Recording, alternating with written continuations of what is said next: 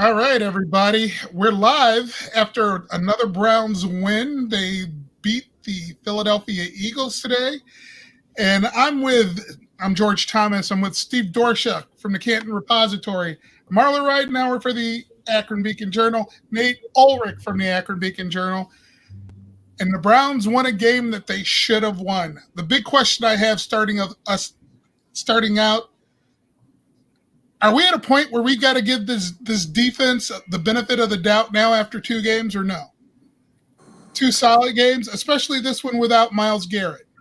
It's hard for me to say yes because of the weather, but I do give them a lot of credit, and I picked the Eagles. I had the Browns early in the week, and I picked the Eagles. I changed my pick because of Myles Garrett. I did not think the Browns were going to win this game without their best player, and Olivier Vernon stepped up.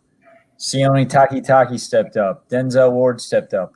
A lot of other guys on that defense stepped up. So I give the defense a lot of credit, but I'm not comfortable saying that this defense has turned the corner completely because I think the weather has been such a factor in these last few games. Did the defense worry you in that first half when they were giving up yards on the ground in 6-yard chunks to Miles Sanders, who it looked like was on his way to a 200-yard day to start? I mean, I remember saying to myself in the first quarter that the Eagles are the better team. They're just shooting themselves in the foot. So I thought that, but then the momentum sort of swung, I thought. I thought the Browns were going to have to win a shoot. Sorry, Nate, but I thought the Browns were going to have to win a shootout game when Philly, and with its running game, looked really good going down the field on its first series. That told me that was a big no-get when the Browns failed to score a touchdown on their own in parts of first series. And at that point, I thought a shootout was going to be necessary. Now it goes to the question of the defense. I didn't, at that point, trust the Browns' defense to stay out of a shootout. But then the rain made the conditions so messy today, in keeping with the wind making the conditions so unplayable in the previous two games, that to me, it's almost impossible to evaluate the defense because we haven't really seen the defense play for quite a while now on a good weather day on a clean field. Yeah, and I totally agree with you. And to Marlo's point, the Eagles on their first possession, they went right down the field like the Browns D was paper mache, and I'm like, oh, here we go. I mean, they went right to the 5, and then Miles Sanders fumbles. Wow. And then that just kind of set the stage for the way the game was going to go. And, I thought Jordan Elliott forced the fumble. It looked like he did. And then the press box announcer announced he did.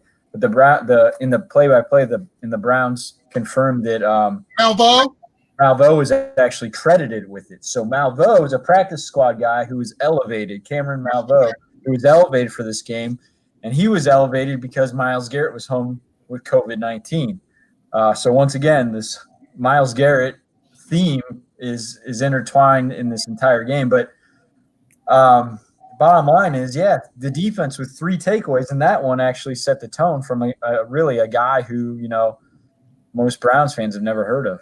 Nate, that was a lucky takeaway, and I thought at that point, in keeping with your preview look at a prediction for the game, was based on Garrett. I thought that whole drive was based on Garrett.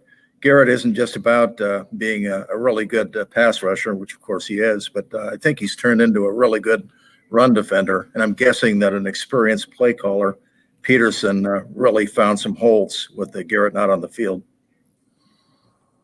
I will say this real quick for the defense. If Mack Wilson gets his hands under that ball in the end zone, you're looking at an exceptional day from them. You got to give them credit for the takeaways. So we've mentioned Denzel Ward in passing. Just how good was he today? And just how good as he is from his rookie season to now. He was great. I think this is the kind of game that says he should be heading to another Pro Bowl. I mean, they're not going to play the Pro Bowl, but they're naming Pro Bowl team. And I thought this was a Pro Bowl caliber performance And Kevin Stefanski gave him a shout out early in his Zoom video conference after the game. Denzel Ward obviously had the interception, but he had that pressure on the corner blitz that led to the pick 6 for Taki. So that give Denzel Ward an assist on that play too. 4 passes defense for him. Yeah, I mean, just a really, really good day. And he said this to Marla. Marla asked the question, I think it was Monday, about the conditions during the national anthem before the kickoff. Browns-Texans was delayed by 35 minutes. It was hail and wind, and it was a crazy scene. And Ward said that he hoped that they were going to play in that. And I think we all kind of laughed, like, really? Like, I know you're from Northeast Ohio, but really? Well, he got to play in the rain all day today, and man, he's a mutter. He almost got caught late in the game, as you guys remember. He almost got caught in a play that could have lost the game. It looked really weird, and he didn't do anything wrong as far as I could tell.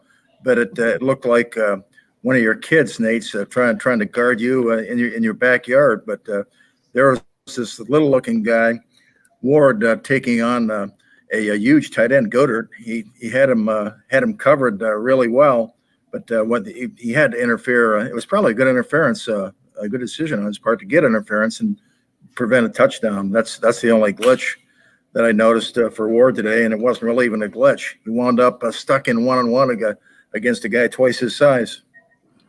Well, I also got to say that he was hitting people harder than I've seen him maybe in his whole career. So it was almost like he was sending a message that we still got something without Miles. So I don't know, maybe that wasn't the message, but it seemed like he was delivering some kind of message.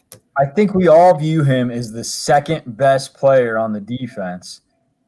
And without the best player, Myles Garrett, there, he really looked like a star today. And of course, Olivier Vernon ascended and really played well too.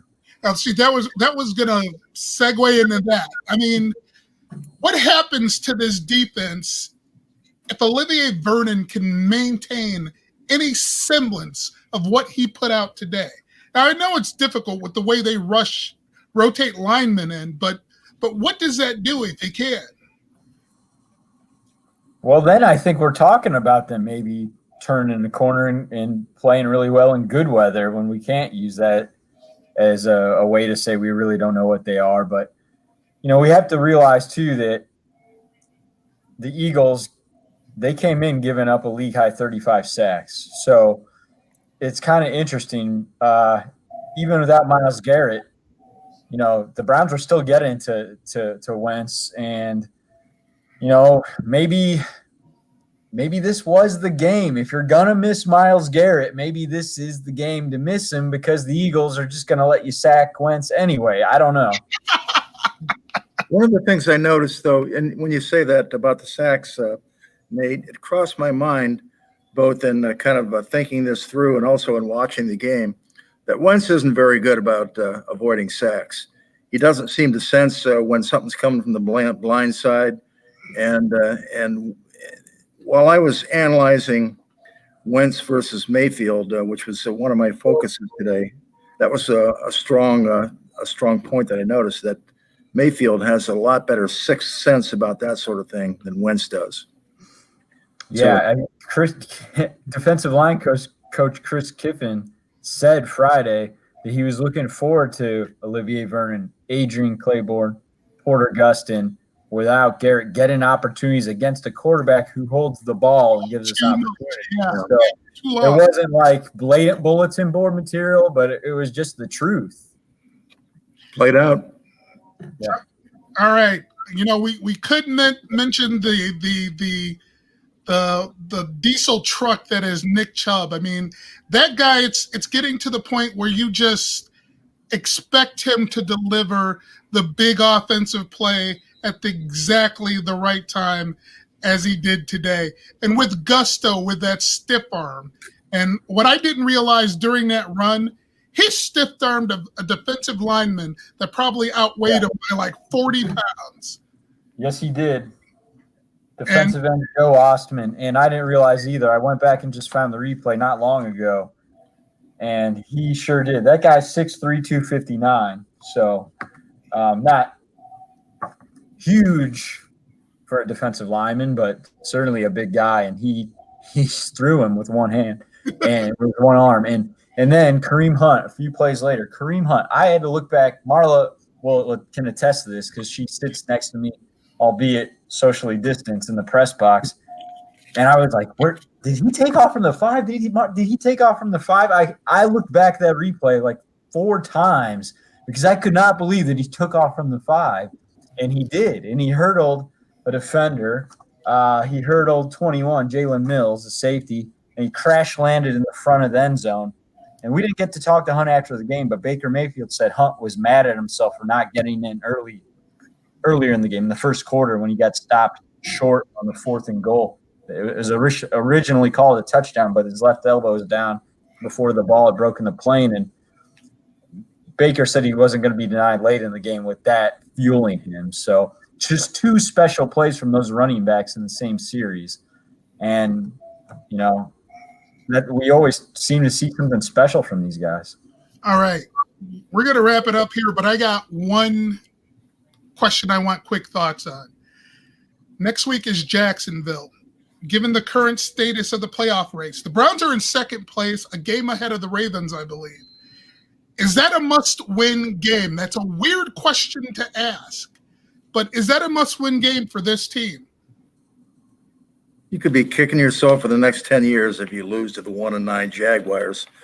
I was just glancing at the scores. Didn't they get wiped out by the Steelers today? 27-3. Yes, they did. There you go. No, that's a can't-lose game, a must-win game. It's all of the above. Yeah, George. Don't you think that's an easy one? That you cannot be a legit team and start losing games like that. It's the NFL. I never say they're easy. It's kind of like saying nobody will ever throw 450 yards on the Ohio State Buckeyes. So that happened yesterday. So I'm not going to go there, but I view it as, you've got this momentum. You're beating the teams you're supposed to beat. That's a team you're supposed to beat. You better come home with a win. I agree with you, George. Also, and just because of the AFC race is, there's so many teams that you're going to fight off for this wild card spot. So I really think they need to show up. Maybe they will if it's sunny and 65.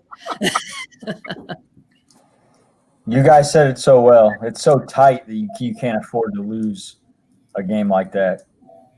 All right, everybody. Next weekend, it's Jacksonville. We'll be here. Enjoy the week. See you next Sunday.